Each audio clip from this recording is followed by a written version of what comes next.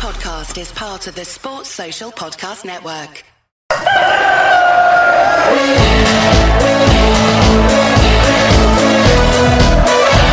will look to pick it up and he'll go on here. There's two up here, Bradford. It's Bigre.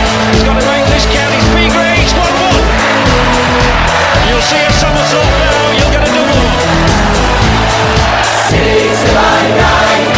City till I die. I know I am. I'm sure I'm Bradford City till I die. Oh, Bradford City. Right, second time lucky. Wherever you are in the world, good morning, good afternoon, good evening, good night, and welcome to Bradford City Chickens on the Loose podcast.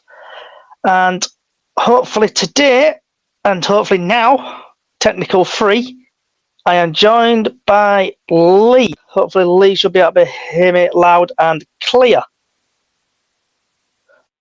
Success. I should have run IT. You turn your computer on, then off again, off and on again. So we are working again. Typical Fleetsies. Right. So I know we touched on it yesterday on the podcast, what we did with Steve as at the Bradford City Independent Group. What's your thoughts on the Salford game from yesterday? The Salford game? Yeah. I just think the same as yesterday. We lacked any idea going forward. We were all right. First half, early goal, killed us again. And we never really recovered. We couldn't get a second goal to win the game. It was just, don't know, poor. Yeah, bit of a dire game, wasn't it? Atmosphere were flat, team were flat, everything were flat. Yeah, just don't feel we have a big improvement against Swindon tomorrow. So, who would you say your stand? Do you say anyone played well yesterday? Not particularly. Do you thought it were a bit of a naff game?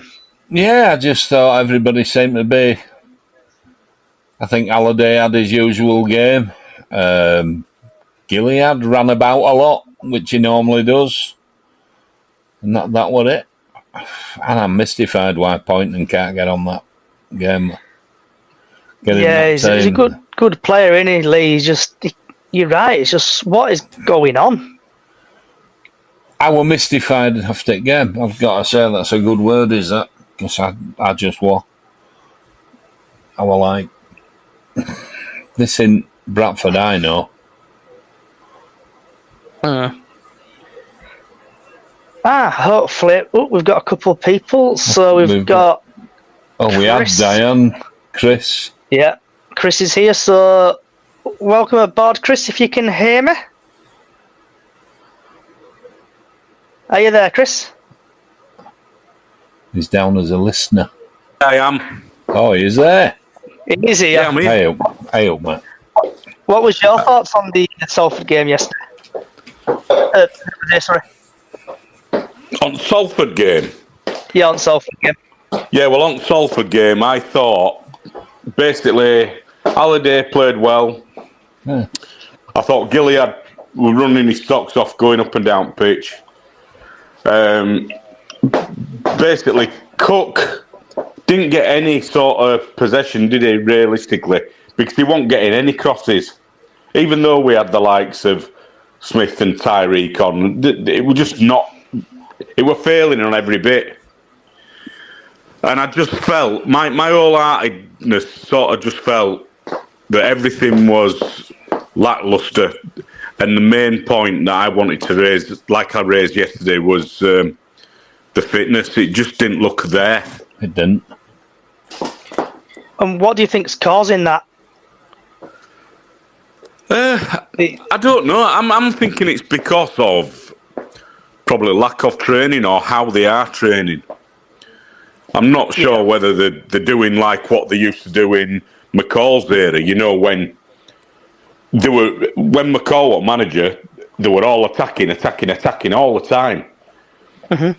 And it were quite entertaining games. You look at what Hughes has done and how we were losing most games, and then Alexander's come in to try to steady ship, and we've got the same drawl sort of training regime set in place. It's just not happening for us because we have games like, I mean, look at Crawley. I think the first half we were good, and second half we were shocking. Dire. Yeah. And it was dire. It was dire. And I just don't get it. I don't get how we can. You sound as confused as me. Yeah, exactly. Sometimes when we're playing, like what we played against Derby, Derby had a good team out, Full and strength, we ran at them all the time, didn't we? But then you look at how we played on Tuesday with Salford. It were poor. We won no second balls or anything, did we? No, we didn't. There were nobody running apart from Halliday. No, they weren't. You're right. And another thing as well, it's like someone mentioned. I think it was you, Lee. To be honest, when we were on the other night, you said, "Look, the supporters, all us lot. If we can see people putting an effort in, running up to players, tackling them, making sure that they're trying to get the ball. Yeah. You know, it don't matter whether we lose 3-0, as long as we know that we've played to the best of our abilities and we've put a right effort in, all fans would just be there. They'd be, yeah, we played well." Exactly right. That's how it's always been. Yeah, I agree.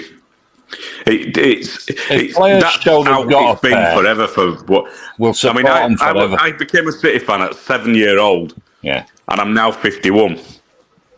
I've been a season ticket holder for decades and decades. So it's like I'm a bit long in tooth myself, but there you go. And hopefully now Miss Diane should be able to hear us. I can hear you. Can you hear me? I can hear you loud and clear. Loud and clear. Sorry about the technical difficulties. I've got me. It was the PC. It was a PC issue, and typically, PC issue. I had to turn the PC off and turn it back on again. Control or delete. Fed to check it out of the window and it worked. Happy days. So I know you just On a laptop, can't you? you just come in, Diane. So what is your thoughts on the Salford game? Well, obviously I didn't go, did I, because of my ankle. I stayed at home. Can I say that I thought I played crap? I nearly fell asleep again. I managed to stay awake. I heard what everybody was saying. They played crap, poor balls, and Halliday were the only one that were playing. Yeah. That's what I heard. So just looking at the ratings on FootMob, what I like to use, Walker got 6.7, Tomkinson got 6.9, Taylor got 6.8, Stubbs got an 8, Rydall 6.4, Smallwood 7, Gilliard 7, Halliday 8.3, Wright 6.4, Cook 6.1, and Odor 6.5, Chapman 6.6, Tyler Smith 6.2, Kevin McDonald 6.1. Why does he always keep playing Clark at all? I was just going to ask that same question. Why is he always playing him when we've got chappers that he could come on for, or somebody else, or Bobby? For sure. Oh, I'm in one of them moods today. Can you tell? I can tell. Diane, I totally agree with you So do myself. I. Go for it, Diane. The door just seems to run up his own backside. It gets in the way. I've said it time and time again. He doesn't know where to run. He'll take it up line and then he'll turn around, come back and run it to a player. Mark Ellis used to do that. Oh, yeah. I wonder if he's been coaching him. So, Mega is love him anyone a else bit. From South Africa. But Anyone else got any thoughts on the Salford game before I move on to the Swindon game? yeah, my thought is let's forget that. Hopefully things will change and we'll absolutely smash Swindon. Let's be positive. Swindon's next. Bring them on. Right, so... Yeah, but I hope he puts a proper team out as well. And by that, I mean putting your pointing in. He's got to get a game. What has that kid done wrong? Every time he plays well. Correct. Yeah. I forgot to ask my mate. She saw some lads training today because she was quite happy, the one that I know, and I forgot to ask if Jake Young was training. I literally should have asked if he was training. So moving on now to the Swindon game. Now I'm going to take a really deep breath. Right, so Swindon versus Bradford City, 27th of January 2024, kick-off at 3 p.m. at the City Ground. And the referee is Jeff Eltram, if I'm pronouncing that correctly. Johnny, is it helping me when I'm getting all these appointments for you? Yeah. Is it helping you? It helps me. Go. So basically, I put the referee's name in Google, and somehow, some miracle, we actually find some stats on the referee for once. So in the Championship, he's had 11 appearances. He's given out 47 yellow cards, no sending offs. League One, he's had four appearances, 13 yellow cards. He's given 1 second yellow card. In the FA Cup, he's had 1 appearance and he's dished out 1 yellow card. In the EFL, he's had 1 appearance and 7 yellow cards. Altogether, he's had 17 appearances. He's given 70 yellow cards and 1 yellow card. Moving on then to when last time we played Swindon, and there's absolutely thousands of these. So I'm just going to go to 2015 when we lost 2-1 against them. That were we played them. Played them at home away. Don't know what's going on here. It's named it twice for some strange reason. In 24 February 2015, we lost 2-1. 8th of August, we lost 4-1. 9th of April 2016, we won 1-0. 2016 still 1-0. Oh, we lost 1-0 away and going up.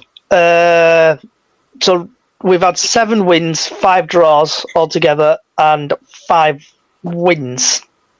So let's start off with Miss Dan again and just work away. Thoughts just on the Swindon game, really? Who do you hope to pick and other bits and bobs? Well, I hope they put Bobby and Chappers in to start. And then hopefully, can I do the fingers crossed, please? Jake Young. So I think my squad would be Washing goal, even though I've not seen him play yet. But I'm trying to work out. You know what I'm like with my players. I keep forgetting. Halliday. Rydall. Platt. Tom Kingston. Oh, sorry about this. I'm going through it now. Gilliard. Smallwood. Can you tell me how many players I've got there, please? If anybody can count for me. I don't know. You've got about 6 players there. Where are you, by the way? I think you need two more in midfield and 3 up top. You sound really you sound really quiet today. Are you middle of nowhere? You keep fading as well a little bit. Yeah, you keep fading. Are you middle of nowhere? Morning. You need some new earphones, Diane, love. They're shocking. Right, have you pulled your earphones out? He sees the earphones. I need some new. There we go. Hey, I'm a Where woman. we go. We can hear you loud and clear now. You're coming in our ears. Oh, good. That's all right. Right, what just said about how many more players did I need? Cookie up front. Young. Yeah, you do it the same again, Diane, love. Oh God. Diane, just take your headphones out. It's easier. I know, we're on. Bloody hellfire. Hanging on your This head, podcast is... Yeah, it's going to get renamed a technical podcast this I'm today. here. Is that better? Hey, that is better. Finally. Don't plug your earphones in. The shit. Put it this way. You need some new ones. I know, I've got some new ones. I need to get them all sorted out. Right, how many players? Oh God. I just hope we win now and put somebody in team. Pointing and Chappers. Pointing, yeah. So Steve, he has to go with attacking intent. Pointing and Chappers have to start. 100% agree with you there. Right, Chris, what's your thoughts on the game tomorrow? I'm going to go with a punt out there, right? I think we could win 1-0. But he's got to put out the strongest team. He can't do any of this flowering. And if I see the Dorint team on pitch, I'm not going to be happy. We'll put a Dorint stand, hopefully. He'll end up starting. Bet you anything he'll start. Well, we used to say, let's play him at left back in dressing room. Yeah, he'll end up starting. It always happens, doesn't it? He's got to put his best team out. You know, Swindon are one of these. Look, firstly, they've lost their talisman. Because their talisman's come back to us now, and rightly so. Well, they've lost their other one as well, haven't they? He's gone. Kemp. Yeah. Yes. And he's good for MK Dons. Is it MK Dons he plays for? Yeah. So according to Simon Parker, I'm just having a quick look on the preview. I don't think anyone else has scored for him. Jake Young and Dan Kemp, 16 goals apiece. Yeah, they've lost 32 goals, haven't they, with 2 players? Yep. So looking at that then. Yep, so Swindon are 17th, we're 16th. Swindon's players one to watch. Swindon will be backing on experienced Charlie Austin for goals after their key departure during the transfer window. And when I saw him play at Bradford City at home, he was absolute dog. So our top goal scorer on 13. Is anyone else the one that had? Because I know people don't hear my voice all the time. Anyone else anything they want to add to it? Chris, Ian, Diane? I think we've got it. I think we've got it in bag. Because if we pull out another game like we did on Tuesday night, I don't know what I'm going to do myself. I'll still get my season ticket because I always will. Yeah. But it's like we always seem to play. I'm going to say marginally better after a poor situation like Tuesday. There's always a bit of improvement, isn't there? Yeah. Look what happened after the Crawley game. How we played against Derby. Personally, do not think he will play Young. Not from start. He might have him on bench. I'm hoping he comes on. Yeah, I think he might have him on bench. But I'm hoping Adore gets,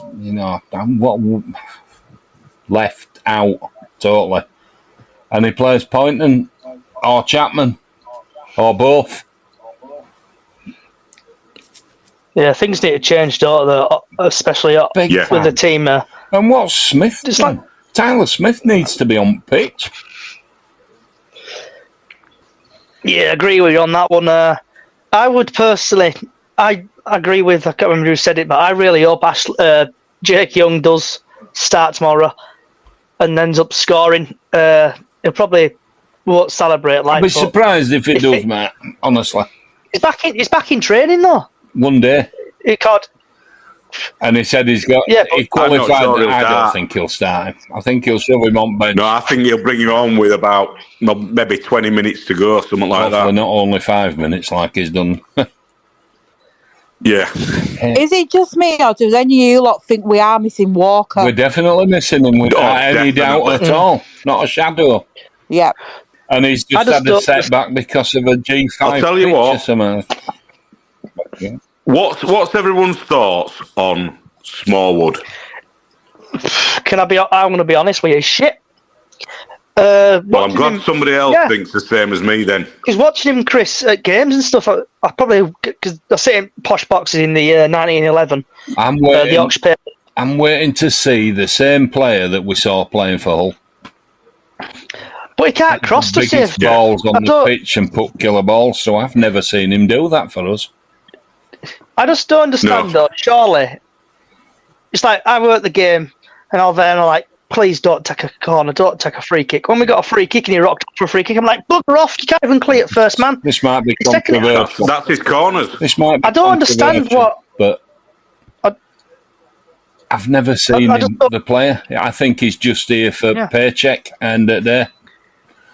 I just don't understand Yeah. what Alexander doesn't see in him, though. Like, why, if we see it in the stands, has he like got his roast? Is he coming to a blooming game off his tits or something? Watching them play in training. So, It certainly looks like He's it. not watching the same I just- game I do. No, you see him in middle at park, and he'll go from left to right.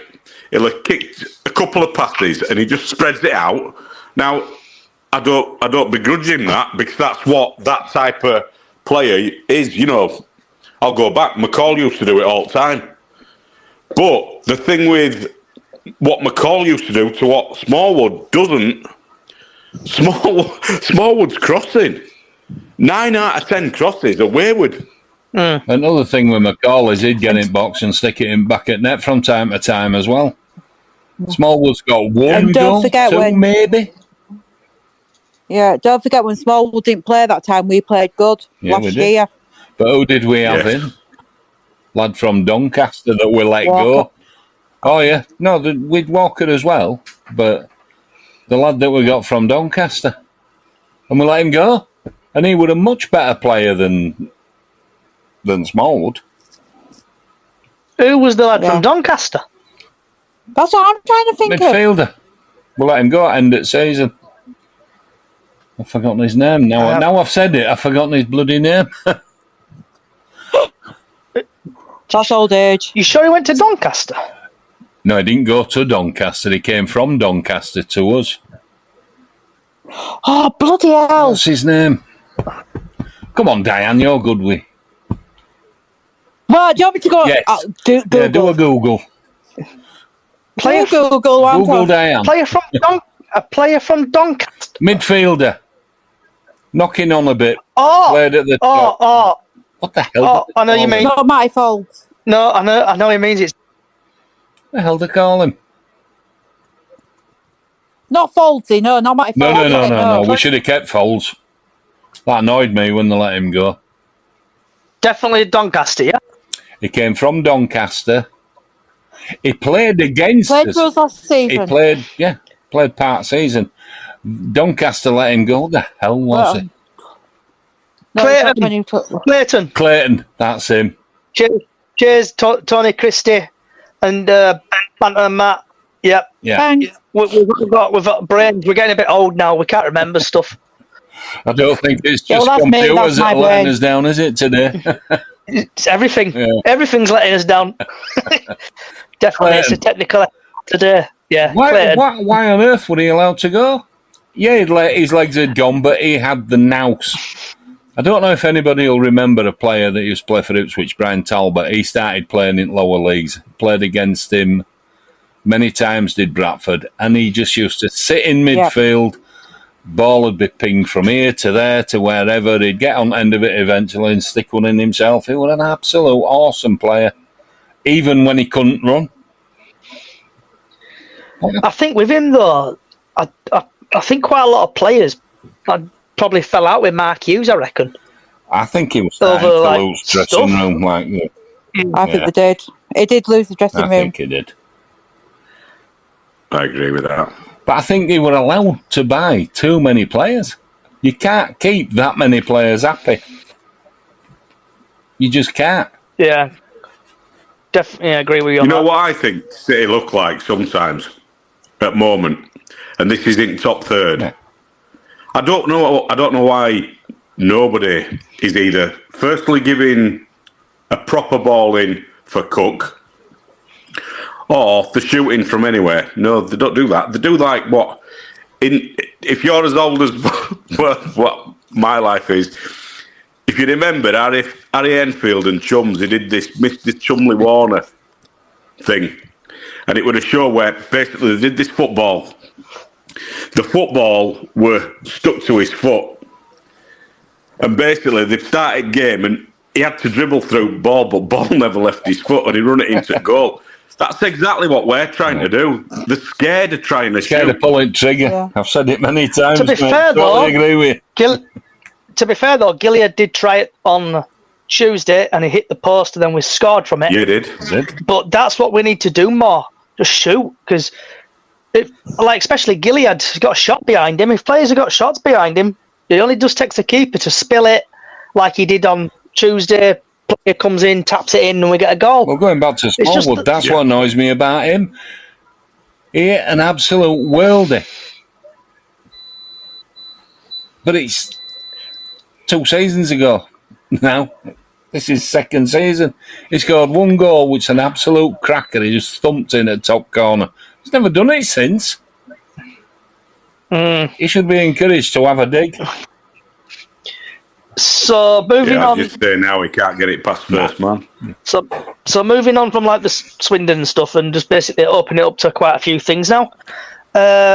So do you hope we're going to get a couple of players or anything, or do you reckon some players are going to go? We've got a couple of couple of days left before transfer window closes.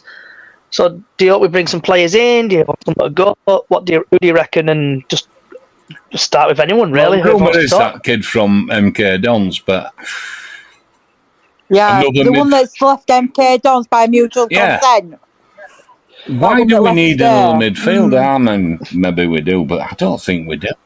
Maybe to Patterson Walker, because Patterson's out for 10 to 12 weeks. Yeah, Walker's going to be at least next month, isn't he? That's what we're saying. Yeah. You mean Ashley Hunter? That's the one. That's all right. Twitter comes in useful when I'm on the iPad. Funny thing is, I posted that earlier. I put a question mark. Didn't you? Yeah. Do you know, I put that, and then Twitter just went off on one. Everyone was retweeting it. I'm thinking, bloody hell, I'm not going to give you all lucky lottery numbers here, but do you know when you just think something's going to happen? Yeah. Can you give me lottery numbers, please? Yeah, 7. What was that player? That again, it were on Twitter, but it was for some striker from Forest Green Rovers. Oh, and they said that it was coming on Matty, what's his second name?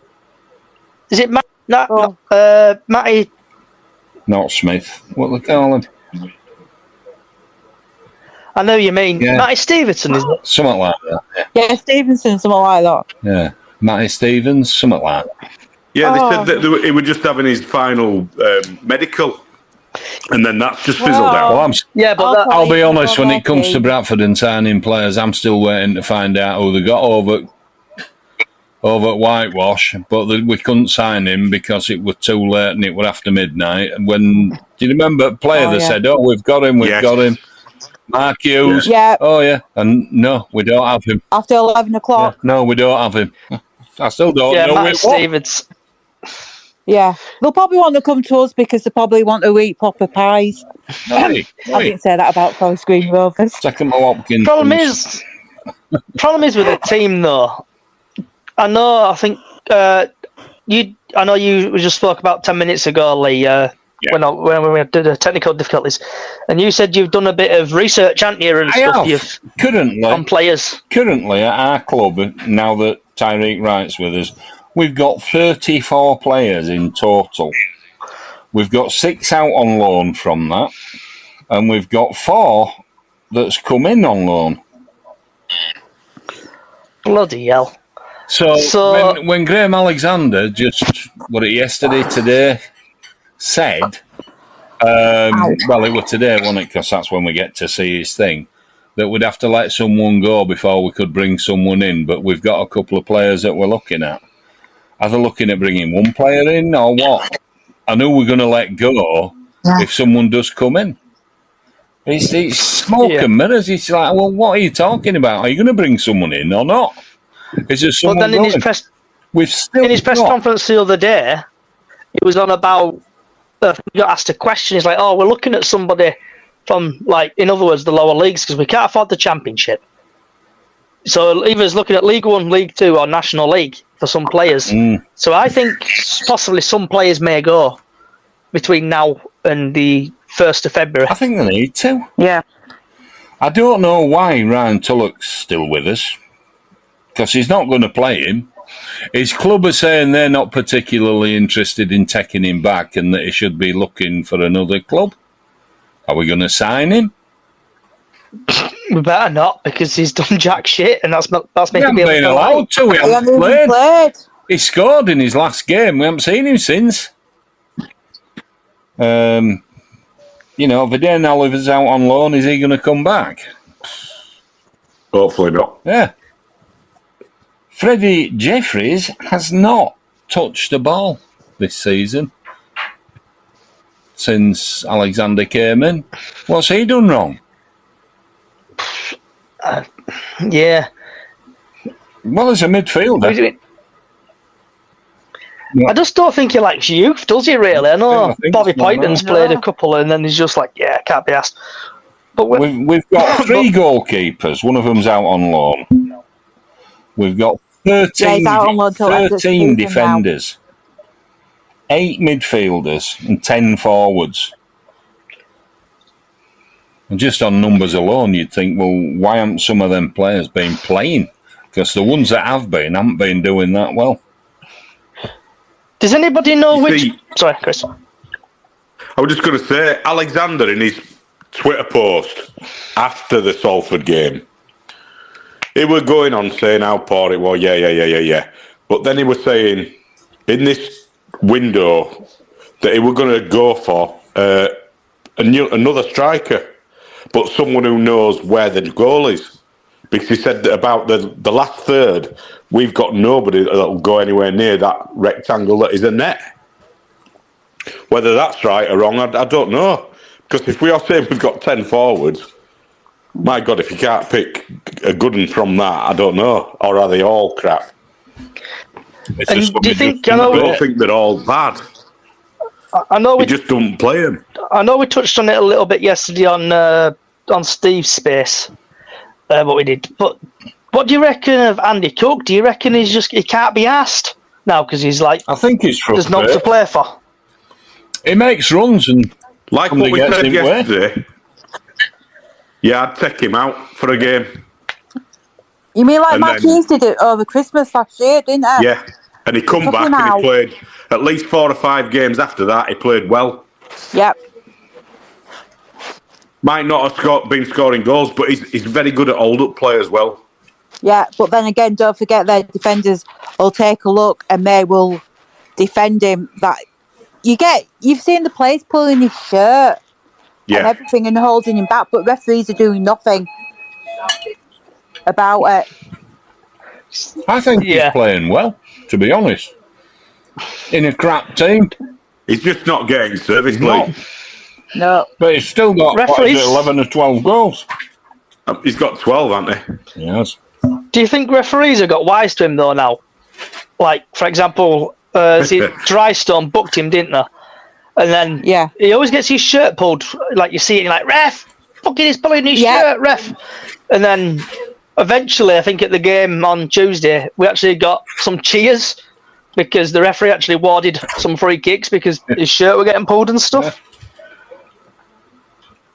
And then Lions should see it as well sometimes. Yeah, but Lions people are blind. They can't see out. They are. Even if it's 2 centimetres in front of them. I know. Let's see what happens with the Lady Lions on Tuesday night. But hey ho, we'll forget about them ones for now. Yeah. Right. Is anyone else anyone else got anything they want to say about the game or anything, or transfer news or what? I just want us to get a win. Yep, that's all we need. Faultless line. Yeah. And do you think Young will stay, or do you think he's going to go? Or do you think it's going to be like a last hour thing where he buggers off and we've got no replacement? That could be, but I think it'll show tomorrow if he don't play him. Yeah. If he don't play him tomorrow, then I think that's it. That's writing on wall. It's well and truly. He's going to wait until last minute. He's got someone coming with a cost already, and they'll just let him go. I think he'll stay.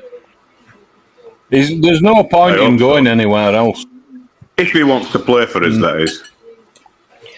And what do you make? What? I just need to get it up actually. Football. There we go. I've seen it somewhere. Where did I see it? Yeah, I read it somewhere where I can't remember where I saw it. When you're on about Graham Alexander saying basically he's not lying about Jake Young being injured. That was his interview today, wasn't it? Yeah, Bantam's boss says he's speaking the truth about Jake Young. Graham Alexander admits he cannot force fans to accept what he says about Jake Young at face value, but instead the truthful is every comment he's made since the City striker is called early from his loan spell. So do you reckon he's actually injured, or do you reckon it's BS? You don't know, do you? Well, he's been training, hasn't he? So he can't be that injured. So if you don't play him after he's been training, then... Well, how bad was his injury? Because Swindon apparently were playing him injured, so... Apparently ran him into ground. Yeah. Yeah. But when did he come back? Came back the day after the Crew Alexander... came back on the 2nd... of January? Yeah. So he's been out for 1, 2... He's nearly been out for 3 weeks. Well, 3 weeks and 1, 2, 3, 4, 5. Like 3 weeks and 6 days or something. Yep. Yeah, he came back after his loan spell had ended on the 1st of Jan. Yeah, so surely he's going to be fit now. If he were training, like you're saying, if he even comes on as a sub tomorrow, that'll clamp down basically get rid of the people who've been saying he's lying, isn't he, really? Yeah. Quite a lot of things will go, won't they? Like, people have been saying, oh, it's a load of BS that he ain't been playing. But then people be like, oh, yeah, he's staying. Because he can't play. If he comes on tomorrow, he can't sign for another team this season. No, because you're allowed to play for 2 teams in a season. Yep. Definitely. Right. Anyone else got anything they want to say about anything? Callie, Have you seen that one about? Oops, sorry. Have you seen that one about Graham saying about the 90,000 fans that he understands the frustration? Yeah, that's on Twitter. Have you seen that bit? Oh yeah, I've got it up on news article. Yeah, Graham Alexander says Bantam fans right to be unhappy. Yeah, they're fuming. Yeah. Actually, that's going to move on. I know the City Vent is doing a fan forum at the Latvian club on Monday at 7 o'clock. Just want to get people's thoughts on it. Do you think it's right? Do you think it's wrong? And just start off with Diane, really, and we'll work our way around. I think it'll be right, but is anybody from the club going to be there, or is it just going to be the fans? Will anybody from the club turn up? That's what they were saying last night, wasn't it? I don't think anybody from the club will turn. No, I definitely don't think. But I think somebody from this club should turn up to see how frustrated some of the fans are at the moment with the way that it's being run. I don't think they will, because they said they'd gone out to some media company, didn't they? Yeah. Whether that is a radio based or whatever, but they basically said nobody from the club, which to me that's pointless. If it's just going to be City fans venting, no one's going to hear it. It's not going to go past that room, is it? I think they're trying to get it live streamed. I think, but don't quote me. I think they're trying to live stream it. I thought I heard that. I'm hoping to go down. So I'm going anyway. I'm going to be there Monday because I know we normally do a podcast on a Monday if Bradford play, but there won't be one this Monday due to go into this fan forum. I think it's a good thing, but I think all Bradford City fans should get together. We all love the club. Yeah. For many of us, we supported them many years. No one wants to see Bradford City fold and disappear. No one. Where is it? Yeah, so... Hold on. If you just want to keep chatting a minute for a minute, there we go. Right, so on Amazon there's a programme, or documentary.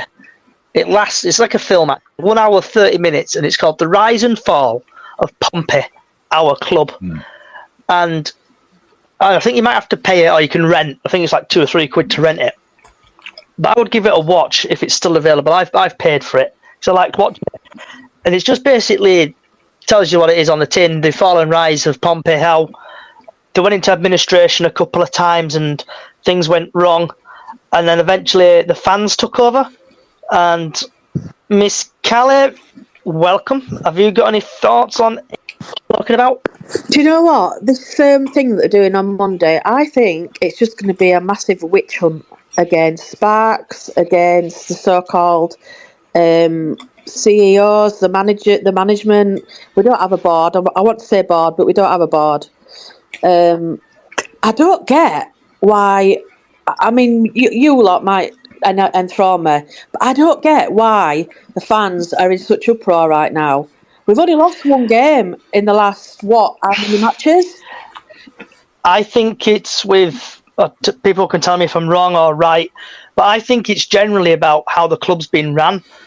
And we don't own our own ground. We haven't got our own training facility. We're 16th in league. Communication from the club is non-existent. I know they threw out that. But this is how it's always been. It's been like this for decades, hasn't it?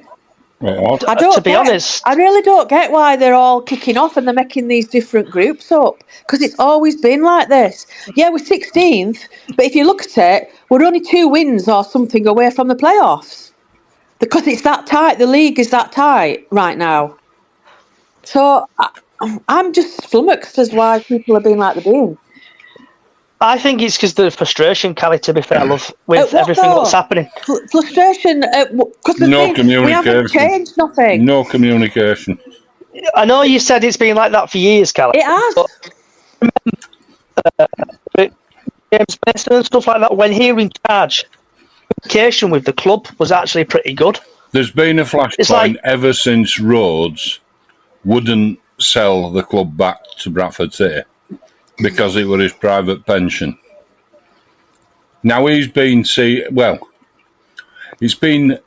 that he's back involved in some way because he didn't want to see the club go down or anything.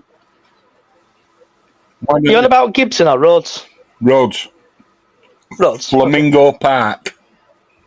Owner. Yeah, that's Gibson, isn't it? No. Yeah, that's Gibson. Yeah, Gordon Gibb. Oh, yeah. Yeah, there were actually rumours that Flamingo Land were going to buy it, weren't they, at one point? Yeah, that was a couple of years ago. I think, don't quote me on this, right, but I know we had discussed this on Steve's podcast yesterday. Let me just quickly find it. Right, so where it says, has there been any serious interest in buying the club? This is from Ryan Sparks, it's on the TNA website.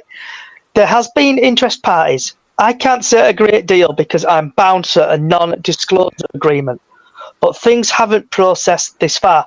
So when I see that part there, bound to non-disclosure agreement, I know we touched on this yesterday, I think that means something's happening.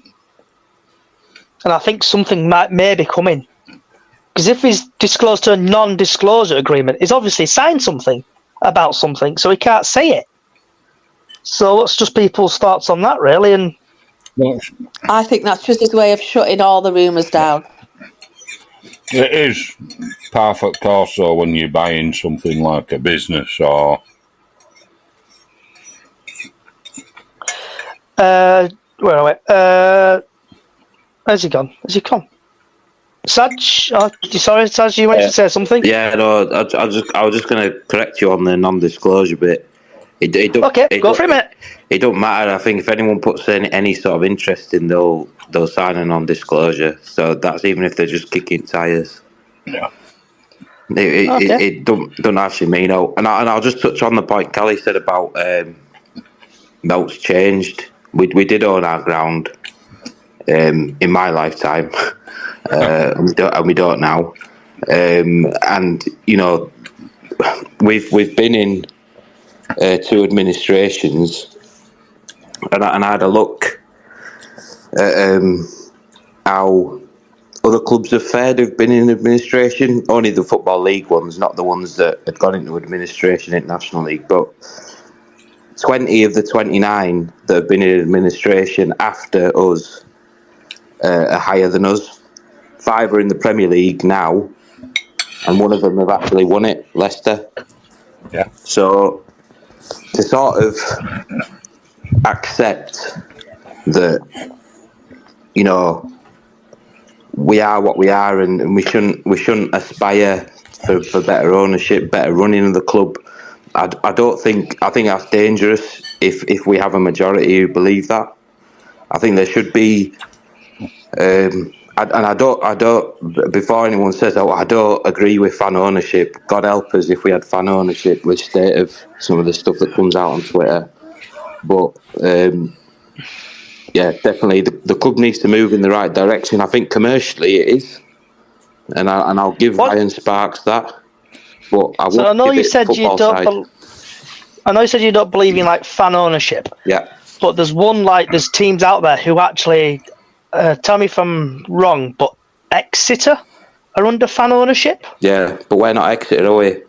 If you think about the size of our city, in comparison to a lot of those who are above us, even now, I think the model works. Self-sustainability works if you're a small club or a small size club.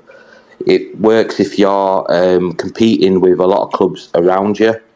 We're not. We've got probably Leeds and Huddersfield, maybe Burnley, but I mean, if you think back, not even that long ago, one of my favourite games where we drew with them with 9 men. We were in the same league. You know, a lot of our sort of fall from grace has been around sort of apathy, and I think I put a tweet up after somebody had called the Rupp and Sparks out mob earlier, and I thought, I saw that. Rather than biting, I'd just sort of give a sort of balanced view of what I think, and like I said, I think in terms of commercially, we've come on leaps and bounds. You know, we're making deals, we're making money in terms of to cover a deficit anyway, but to be self-sustainable and not get into the messes we've had in the past, which a lot of people are rightly nervous about. But in terms of on the pitch, we've not done nowhere near as enough in terms of strategy, in terms of having the right structure, and I think that's what the frustration's coming out of. And people are just saying it in different ways, and perhaps missing the point in some parts. But I think everybody wants the same thing, obviously, which is a successful Bradford City and a move up the leagues. But I think simply chucking money at something, or simply changing ownership or changing managers, isn't going to change anything unless you have a proper strategy on where you want to be, how you want your identity to be, how you're going to develop players, how you're going to reinvest in the squad, and then build around that, rather than try to get managers in who will change everything and we fit them rather than they fit us. Yeah, it's like looking, because I know the City event put one out. This is, when did he put this out? This was 12:54 p.m. today. Would you financially back a fan-led consultant to buy 1% of the club? Please feel free to accept your comments. And it's got 16 hours left. It's had 1,020 votes, and yes is at 60% or 60.4%, and no is at 39.6%. Well, there you go. 1,000 out of 20,000. It's got 16 hours left. Yeah, but it's still a pretty. It's not a conclusive number, is it, by any means? No, but the percentage shows you how split it is. Yeah. Right. And I think anybody who's on Twitter, who's been on Twitter long enough, on our hashtag anyway, will know. You know, a lot of them would be quite wary of having fan ownership. Yeah. Yeah. So going back to the tweet what you're on about, Saj. Sorry if is that pronouncing your name correct? Saj? Is it Sanj? Sanj. Yeah. So I've seen the post what you're on about now on Twitter, and this is from him. He question for We have seen Salford fall a number of attempts to get out of this division. They have the class of 92 and structure and money, so why ain't they succeeding? But what that tweet is not adding as well is the bankrolled by the guy who owns Valencia. But then it says Wrexham Stockport make it easy. Wrexham are making it easy, in my opinion, because they've got TV money, they've got movie, they've got Hollywood money. They're throwing money like confetti at Wrexham to get them up. And it seems to be working, throwing money at it. But we are not like that, are we? We ain't got rich owners. We've got money though. We've had a, as they called it, a competitive budget, but we've had a top 6 budget, and in some cases a top 4 budget over the last few years. But like my sort of reply to that being was that you can't just have a scattergun approach to signing players, because unless you've got an identity, unless you've got a strategy, how the hell are you supposed to fit players into what you want them to do? I mean, even Wrexham, right, they probably didn't even have to spend that much money. If you got Parkinson, you know what, if they wanted to just get out by hook or by crook, Parkinson's your man, right? Might not be pretty, might just get you there. I'm sure that geezer had like 21 games without a win with us at one point as well. But you end up with a strategy. That manager fits your strategy. You sign players to those. If you've got the money to pay for that, then brilliant. But if not, you live within your means. Look at clubs like Morecambe and stuff like that who've done it. It's not so much the money. I think a lot of people get caught up in the fact that, you know, we're not spending or we're not breaking the bank to get things, and then you end up with the counter argument that, you know, God, look what happened last time, and, you know, at least we've got a club to follow and all that crap. But you can have a balance, and that's where I think at the moment, in terms of a fan base, we're proper struggling with having a balance, because you either get somebody on one side basically going, you know, we don't want admin again, and, you know, we're just happy to have a club, or you get someone on the other side calling you a happy clapper because you don't agree with, you know, that school of thought. So, you know, you end up, if the club could just come forward with a strategy, a proper strategy, it would go a long way, because then at least you've got something to actually hold them accountable. It would take away a lot of the angst, wouldn't it? Yeah. And, you know, if you've got that strategy, they're not following it, then you've got to stick to beating with. Yeah. You know? But at the moment, like, nobody seems to have any sort of concrete way of, and you know, I admire people wanting to come together and wanting to have a united voice, but unfortunately, if you haven't got a united voice, you know, on all the bloody social media platforms, how the hell are you going to have it when you want to go to the club? Because everybody wants different things. Yeah. Do you know any, like, I would love someone to know what a happy clapper actually is, because I don't actually know what that means. I know it sounds a bit stupid, but what is actually a happy clapper? It's just a silly way of. It's a word to beat people up with when they don't agree with you. It's kind of like how other people do it in politics with, like, woke and stuff like that. If it's something I don't like, then you're a happy clapper. I get called a happy clapper all the time. You're just classed as a sheep. Because I'm positive. I'm always positive towards the club, and I'm always one of these that says, get behind your team. Don't not go to games. Don't set up all these. Don't throw tennis balls on tennis balls. Yeah. Exactly. Get behind your team and shout for your team. And get bums on seats. Get some more money behind the club and support your team. And that's how I define a happy clapper, because I get called it all the time. The problem is getting bums on seats, Kelly. Like, under Derek Adams, like, it's deja vu for me. This, like I keep saying, Groundhog Day. If we're losing games, we're 16th in league, you won't feel that ground. Like, looking back at even more so to go. Too many managers. Get behind them, to change it. Definitely. This is what I get angry with people We've like just that. had too many managers. Armchairs at home and don't go. There's people that are like Lee that can't get to games because of disabilities, etc. But they want to go, but sometimes they can't. And they're in And spirit. people like Lee get called happy clappers. Winds me up. Here on Tuesday night, when there were sort of like, well, they said there were 18,000 there, which they want. No, because they counted all the season ticket holders, didn't they? Yeah, exactly. Yeah. But I think, look, I think a lot of that not going were down to weather, because we'd had all those really bad winds and this, that, and other. And I think people saw that it was raining, it was windy. Well, it was a proper storm, wasn't it? Yeah. Yeah, but I'd balance that out with, you know, a lot of people go to watch their club, regardless of distance and weather and stuff. When they feel, yeah, exactly. I totally agree.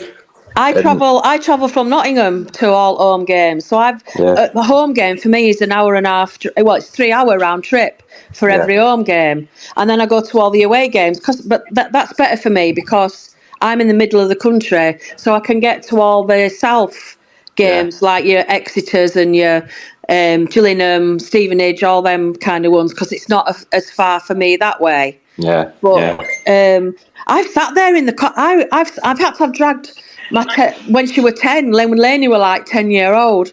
I've dragged her to an home game when we had Storm Andrew or something, and it were blowing into the cop. And we sat there, and even though it was a bad game, we still sat there to the end. I've left one game, I think. One game at half time, and it was Blackpool away, and we were losing, which Johnny knows about. We were losing 3-0. And the weather there was atrocious, and we'd had enough. We just went. We ended up in a casino that day. Yeah, we went into a pink casino. But, I was swapping shirts. Yeah, I mean, going to casino. If Bradford City is in your blood and you've supported it all them years, nothing stops you going. I'm sorry. If it does, then to me, I'm probably going to get slated for this, but to me, you're not a proper supporter because you would not support your club. This is the problem. I agree, Kelly. This is the problem, though, isn't it? It's. And I know it's frustrating. I get frustrated, and I think all this young situation. I'm probably going to touch on stuff you've already said now, but go for it. This young situation. If the club, and I disagree with the club that they don't communicate with us enough. They never, but they haven't done for quite a while, have they? Since maybe 10, 15 years ago now. But don't make it all right, does it? No, it doesn't. No. And if they just come out and say, right, this is what we want to do, young. We're going to see if an offer comes in for him. If it does, we may sell him. If it doesn't, do you know what I mean? Just to explain that if it did that, the fans won't get us like they're doing this forum on Monday. They wouldn't do that if the club were more communicated to us. I don't think they have to say that, but I just think they have to just. If they already communicated a lot to us, we'd probably trust them more. The price tag they've put on Young's head is telling other clubs we're not wanting to sell him. Yeah. And they ain't going to come down below it, so unless somebody's got a really serious... Good, that means we don't need... Yeah, but somebody's going to seriously need to want him. And that... Do we know what price tag Derby put in for him? No. So just going back to what Callie said a minute, we've had a couple of lovely Facebook comments. So hello, Facebook. I know you're watching me live. This is from Ben. I will never leave before full-time whistle, and I will always go/want to go to every game unless there's actual reason why I can't go. And then Robbie, again, for me, I work full-time and I try my best to go to every day, but £20-25 is a lot of money for a game when not 11 players give it all on the pitch. So for me and my options, I don't blame the fans that don't go. Yeah, I get that. That's fair enough comment. I get that. It's each individual fan's prerogative, isn't it, whether they go or they don't go. Diane, you got your hand up, love? But it's mine. It's just my prerogative that I go. Yeah, just on the back of that, I started going back to Bradford like last season again, but due to personal circumstances, I couldn't go for a few seasons because of the other half when you were being disabled and stuff. And I started going back. Got my season ticket for this season. Last season, I was still buying tickets, but but I had to stop going for when he passed away, which we'll won't touch on that. But I'm back now. I've always been a City fan ever since I was younger, and my house looks onto. I can see Valley Parade from my house. That's why they think I've bought it. Parents think I've bought it because I can see Valley Parade. And the first score, even when I wasn't going to matches, was always looking out for City. All the time. Because I started following, I think I started following Bradford in 99, 2000. My dad took me to a game against Arsenal. Can't remember what score it was. But then when you're young, you follow every single team going. I admit I supported Liverpool, and then I supported Liverpool quite a bit. But then when I got a little bit older, obviously get your own money, don't you? Then you start going to games, and that's how I ended up getting my season ticket. And I fell in love with the club. Well, my dad took me when I was younger, in 87. That's how I fell in love with Bradford City as well. I don't want to say when I first started going because it just makes me feel really old. Sure, you do. Just because you're a few years older than me, Sally. 1959 for me. I'm saying no. But it grabs you. It's that kind of club. Do you not all agree? It's that kind of club that actually grabs you. You see, for me, I was involved in that. Like Lee, I was involved in the fire. And when something like that happens, because I was 15 when that happened, when you go through with a club and you support them that long, and you go through such a tragic day like that, it grabs you. And even if you wasn't at the fire or you know about it, it still grabs you, doesn't it? And I can't agree with you enough. It absolutely stays with you forever. Look at how I used to go home Bradford and away. City. Look at Bradford. After that, they all came together. Absolutely. It didn't matter what creed or colour you were. Yeah. It didn't matter the whole community of Bradford. Anything that could have. If you were a Conservative, if you were Labour, if you were a space alien but living in Bradford, you all came together. Absolutely. And that's I think we miss a bit of that now. I think it's still there. For some but it's of like it Sam just said. It's identity. At this moment in time, we just don't seem to be there. That's a legacy of 1985. We're going through the same motions. Yeah. But anyway, here we're talking about the Swindon game and other things. We're trying to be on a better note than when we're talking about Tuesday. Bradford City like this, Swindon doesn't even matter. It doesn't. It just doesn't. No. Well, we're going to win anyway. For me to hear, it really is. Shall we talk about Liverpool see if we can get to thing, semi-final Johnny? Bristol Street On Motors? that Liverpool thing, Johnny, my favourite game was watching Bobby Campbell sticking the rebound from Mr. Clements after my mate Terry Dolan had a cracking free kick. 1-0. I cried. I cried. The mighty Liverpool. I've cried a couple of times back from football. Do you remember the Chrissy Waddle? Do you know I did? I was selling programs that day, and Chris Waddle turned to Neville Southall in the Everton goal and said, "I'm going to lob you from halfway line." So look for it, and he did. He absolutely did. And I'm going to be blunt here. I absolutely pissed myself laughing at that because all you could hear when they were coming off the pitch was Southall going, "You fucking bastard." So he could. I thought we were going to beat him up, but what a legend! See, we're short. What a legend. That's what we're short of as a club. We're short of things like that as a club. You know, like little things in games that happen like that. That doesn't seem to happen as much nowadays. We don't see it, but I'm hoping it does. Yeah. Don't we think though that this is the reason why we're all sort of divided?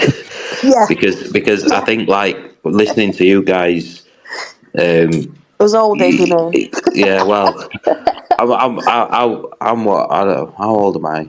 Nearly 40. So I've followed City since I was a kid as well. I've lived down south now, but originally from Fries and all. But everybody seems to want the same thing, like I said, but I think we get lost in either nostalgia. No, exactly where you're going with it. I agree. I couldn't agree more. Yeah. or we end up we've got to accept, and I think like me, I'm sort of in a sort of transitional generation because I started following City, I think 94, 95, and that's when the good times were just coming, and there's a lot of fans now, especially on Twitter and stuff like that, who haven't seen that. The only taste of success has been, getting to a League Cup final, getting tonked, which in my eyes, 2013. Which in my eyes was like, I'm going to be brutal here, but I didn't care much for flag waving and cheering and how well we did, because I thought we bottled it in the final. But I obviously went to Northampton afterwards and it was great. But I think, like I said, we all want the same things. We just don't have a collective. I don't know how you sort of say it. Like when we have. The fans are fickle, aren't they? Yeah, but we don't have a link, because we have people who are really annoyed at people not going to matches and stuff like that. Some of us can't.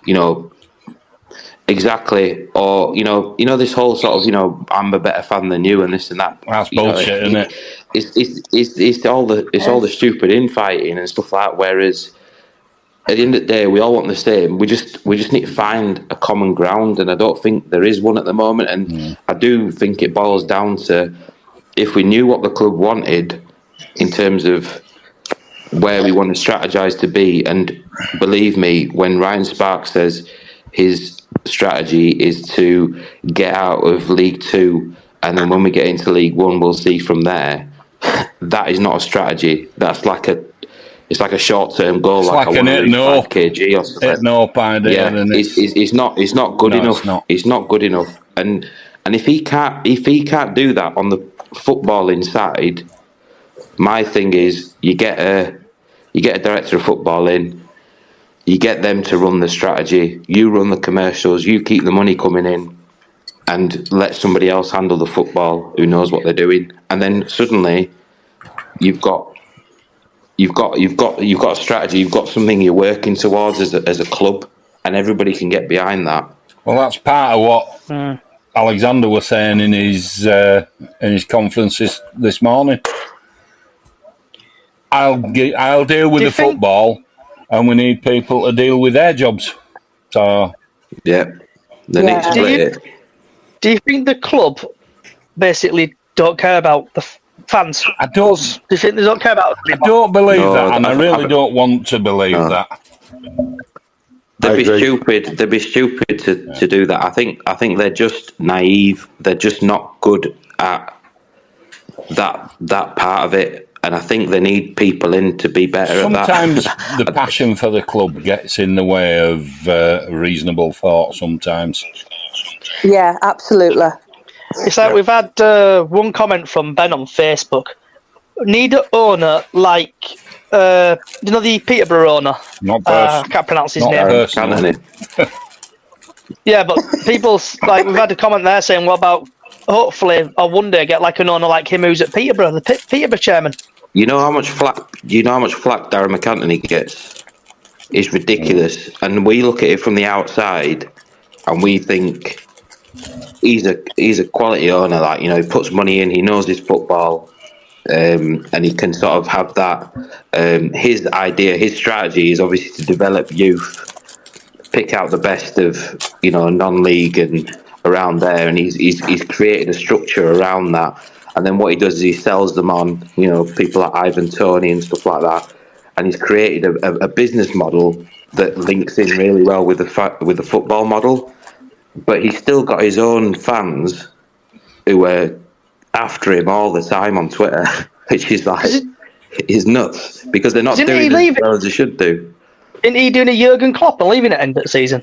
No, he keeps threatening that, but he hasn't, because he kept saying on the Hard Truth podcast that he does with I forgot his name now, City fan, innit? Forgot his name, but he does he does a podcast with him, and he basically, because he was getting so much flack, he said, "Look, if you want me to go, I'm happy to just go." I mean, he's a Liverpool fan; he don't give a shit. But he's got his pride, and and you can tell that he wants to be right. He's bullish, and he communicates a lot. But again, it's not enough, because you end up with fans giving you shit all the time. So where are Peterborough? Are they still in League One? yeah. So they're not doing that brilliant. They're not like from where they were, are they? They've been in League One quite a while. Well, they got promoted, didn't they? Yeah. They get promoted. I'll get league table up for you. Let's have a look. Just out of interest, I'm just wondering what he's done. Peterborough are second in the league, in League One. Yeah. So they're up top end, right? Yeah, and they had a tough season last season. I think they lost in playoffs, didn't they, to Sheffield United? Sheffield Wednesday, sorry. Yeah, Sheffield Wednesday, because I think they were like 3-0 up or something. I can't remember. 4-0. Pardon? 4-0 up. Yeah, something like that. Yeah, it was a mad game. I watched the return leg for some stupid reason, but yeah, it was. They lost out, but they've always been challengers. They've always been around the playoffs. They've always given their fans something to, cheer. Yeah, I mean, if you look at us now, I mean, we're going back to this weather thing the other day, but we're sitting like 16th or whatever it was. Not playing great football, but we were under managers like Parkinson and stuff. But that game were absolutely bloody awful. It was so bad, and you think those people who looked at the weather and thought, do you know what? Do I want to go watch a game? The last 3 games have been pretty dreadful. Might have spent money going to Colchester away and stuff like that, and then gone, do I want to go and watch this? And they were proven right. Let's be honest. It was, I feel for the fans who actually went, because they must have sat there thinking, this is awful. WTF. Yeah. So I can't blame him, and I guess Graham Alexander's kind of alluded to that in his interview with on BBC, where he gets it. He gets that we need to give fans to cheer about. There's so much to cheer about, and I don't know. I can't see it this season, if I'm honest with you. It's going to be pretty dreadful. Sorry, can I just butt in? Am I right in thinking that last season we were doing quite badly, and then we ended up in the actual playoffs? Yeah, but then we turned it round, didn't we? Yeah, but I replied to a tweet, which was back to my 5-tweet essay that I wrote in reply to that strategy thing, where I sort of said we made the playoffs where the underlying stats didn't really have us in with a chance. We basically scraped in, even though we could have actually scraped automatics at one point. Yeah. And even that Northampton game. Again, we were missing Walker, missed out. Yeah, but we had one lad carrying us with goals, and we had one lad carrying us with saves, and the rest of it were crap. It was so weird. It was like we were shithousing everything. It was brilliant. It's brilliant as a fan, but once that goes, if Andy Cook stops scoring, as we see now, you're suddenly going shit. Where the goals? Where's plan B? So before we go to Callie's favourite feature on this podcast, what's everyone's score prediction for tomorrow? Start off with Diane, and then we'll work away. 2-0 to us. Oh, is it me next? It's Chris, if Chris is still awake. I say 1-0 City, and it'll be an hard-fought game. Lee? I'd agree with Chris on that, 1-0, and I think it'll be a tough game. It depends who we put in squad. If 8 young players, maybe 2-0. They'll be hard. Callie? I'm going 2-0 win because I think we're due a win. I think Graham will have sorted them out now and got them training and whatever else. Give them kick up outside. Yeah, absolutely. Yeah, rock it up And I really hope he gets Young on sub bench, and then I think Young. It's sod's law, isn't it? You always score against your old team, and I hope Young scores. I hope he plays him. I hope he scores, and I hope he gives it big licks to Swindon fans. That's what He's nowhere near, apparently, though, is he? He's not near, is he? No. I mean, he's been training on it this week, but I hope he's sold by noon so we can get over it. yeah, exactly, and that's what we need, isn't it? We need that just to let them tell us what's going on. Let us have us. No, we don't need money apparently, so we'll see. Can I just say as well? I think this cup, little. I know nobody likes this cup that we're in. Everybody slags it off, don't they? But I think if we do well in this cup and we end up getting to Wembley, I think that's going to boost all these fans that I'd have it on my sideboard. I've got to be honest, I'd have it on my sideboard. Yeah, absolutely. I think it'll lift spirits if we do. Even though it's the Mickey Mouse. Nice, isn't it? Yeah, second home. Of course. Well, we need another trip down to Wembley after that blooming Millwall debacle. Yeah, we do. Might be our last one for a while. I'm still in therapy for that anyway. But that's it for you, isn't it? This is what happens. We always seem to just lose outright, like the Carlisle game, end of last season, and obviously Millwall. That was and things went kind of downhill after the Millwall game, didn't they? As well. And don't forget, we've got Lady Liners as well on Tuesday night. We've got what? Lady Liners. Oh yeah. You see. I think ask my dad if he'd seen them, because he watches WSL. He can't remember if he's seen them or not. Is Joey Barton aware that we've got Lady Liners? I don't know. Kelly, no. I He probably wears them himself. I don't want to scrap another episode. Moving on.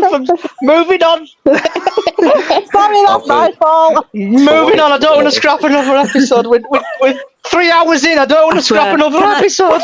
Can I just say I would love to spend half an hour in a room with Joey Barton. I really would. Do you want me to back up then, Callie? I'll be back up for you. You'd need ambulance afterwards. He would. For what it's worth, right.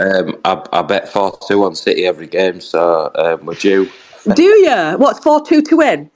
Yeah, because I said it once, and then now I can't. It's like playing lottery numbers, isn't it? I can't not do it in case it comes in. There's another guy, isn't there? Is it Dave Brown? He always goes 5-0 City. And that's going to come in one day, isn't it? It's not for sure. Well, probably before 4-2 because it's been back forever. Well, I were there when we beat Bournemouth 8-1 and they had Ted McDougall playing for them. There you go. Yeah, I remember that. Bruce Bannister before he got sold. Yeah. Right, moving on swiftly before I have to scrap another episode. And it ain't my favourite point at all. You're being sarcastic. It's my favourite point, and it's ours to dress up. Right. Can I get on with Carly's favourite feature now? Well, I thought it was a night in the clothing, personally. I don't know what you mean when you say lady liners. Went right over my head, did that. I'm not getting into this. Right. Carly's favourite feature, tomorrow weather forecast, before we get cancelled again and have to scrap another bloody episode. I'm innocent. 3 hours in it. I know. I don't want to do apology video. Right. Tomorrow's weather's going to be cloudy and it's going to be between 4 and 7 degrees. Has anyone got any last thoughts? Apart from Joey Barton, anybody got any last thoughts before I wound up? I just hope the fans and everybody there Swindon. enjoy the game. We're going to win. Enjoy the game. Actually, Diana, are you going to the game tomorrow? No, unfortunately, I'm not going to the game tomorrow. Are we still swollen up? Chris? A bit. I am, a bit swollen. Swollen ankle. I don't know what I've done. Oh my God. What the hell has happened to this episode? Yeah, no, my ankle's still a bit swollen, but I will be there on Tuesday night, definitely. Old-fashioned cure for you. Hot and cold. Bucket of ice. Sorry, Chris, are you at the game tomorrow? No. I stopped going to away games because it was costing me too much money. Are you watching it on iFollow tomorrow, Lee? I certainly am. I will I be. certainly am. I hope. I said that without moving my lips. Well, I thought I'd answer for you, You Lee. did right. Well, you know. Had a mouthful Callie? of coffee. Do you know what? I don't know whether I'm going or not. I know it's late in the day, but I still don't know whether I'm going or not tomorrow. Right, Play Callie, it, innit? You can play on Kate anyway. if you want to go tomorrow, don't leave it too Are late. you picking me up on the way? I'll come and pick you up if you want picking up. Just let me know. Who's going, Johnny? Are you just on your own, or have you got somebody else in car? I've got Anne. There's just me and Anne. Just you and Anne, right? You have to let me know what you're doing because I'll have to take baby seat out and put it in boot. I can't even sit in that car. Just arranging stuff like a taxi service. Right. I might catch you tomorrow then because I'm there. So I think there's. I'll be there in spirit. I think there's about 450 going. I think 450 fans. I think I read somewhere earlier. I wish there were more so I could fall asleep without no one seeing. Yeah. Oh, Nah, it's going to be 4-2. It's going to be an absolute banger, isn't it? So I'll come say hello, Sanj, if we see you tomorrow. yeah, that'd be nice. Yeah. And remember, everybody, if you are going to game, take your bulletproof vest with you, because last time I went to Swindon, it all kicked off on the court. And that was hilarious. Don't forget to give me Dad a wave. He's sprinkled up and down Midland Roads, in front of Midland Road stand. Oh, bless. We got started on the way out at Swindon last time, so yeah. I went with we were on foot though, so we didn't have the luxury of a coach. I went with Torch's coach. Yeah, and that's why you got all the aggro coming out because they were all banging on windows, weren't they? One side at coach, honestly, people were getting smashed. Police were smashing people round back at legs and everything. I wasn't interested. I'm interested. I know it's going to sound really dodgy, but there were 3 kids chasing after us, giving it all big V's and stuff. End up putting it on. Yeah, they ended up giving it V's. End up putting Benny Hill music to it. Put it on Twitter. What, they're like 14-year-old or something and all. Well, a lot of people got arrested that day, didn't they? So I hope it's safe tomorrow. Little food shoot brigades. Yeah. Right. Everybody knows what to do. Callie knows what I mean. Yeah. If you could mute yourself for me, please, Diane. Right. I know it's gone on a bit longer than normal. I want to say thank you, everybody, for joining. It's really much appreciated. Sorry about the technical difficulties. My own fault. I should have rang Callie up first. I needed to turn my computer off and turn my computer back on. Typically, when you need an IT guy, he fails. Also, just to let you know, we have got a little Facebook group on the go. Bradford City Up the Chickens on Facebook. New name for the podcast is Bradford City Chickens on the Loose. That is on every single podcast service around the world. We're going global. Also, if you're listening in them countries, if you want to fancy coming to buy a little small club with a massive fan base, you know what to do. Come and put a bid in for Bradford City. Also, I have got a YouTube page. So close to getting affiliated on there. That's Braysodge1, BRAYSOJ1. So if you don't mind, hit the follow button. And also, if you like what I'm tweeting out and stuff, give us a like on Twitter. And wherever you are in the world, good morning, good afternoon, good evening, good night. Thank you for listening, and we'll see you next Friday. Ta-ra!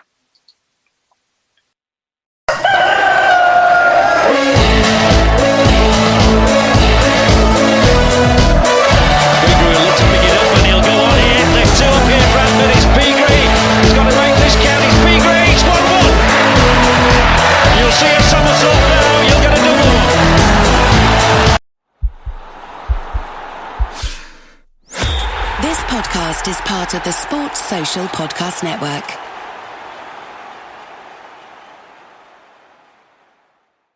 If you're a facilities manager at a university, you know students rely on the cafeteria for breakfast, lunch, dinner, and the occasional late-night snack. So when a dishwasher breaks down and dirty plates pile up, the mess hall can turn messy in the blink of an eye.